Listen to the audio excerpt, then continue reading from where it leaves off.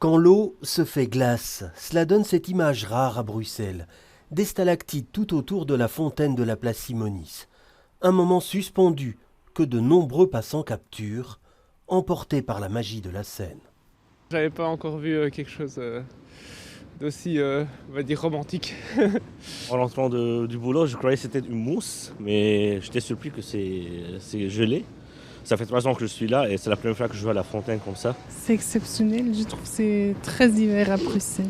La Cabosse, c'est une des 28 fontaines gérées par Bruxelles Mobilité, une des seules qui reste en service toute l'année.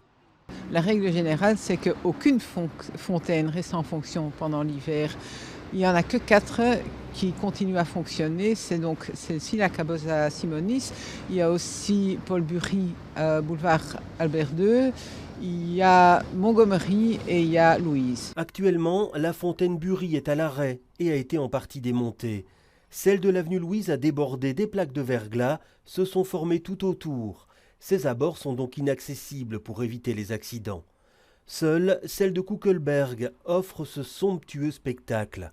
Et selon Bruxelles Mobilité, ce gel ne devrait pas provoquer de dégâts. Les fontaines ont été construites pour résister à des températures aussi bien froides qu'élevées. De toute façon, quoi qu'il en soit, avant le printemps et la remise en marche, on fait un tour de toutes les fontaines gérées par Bruxelles Mobilité pour bien voir si tout fonctionne comme il faut. Et visiblement, certains aimeraient aussi en faire une patinoire. Un redout est annoncé.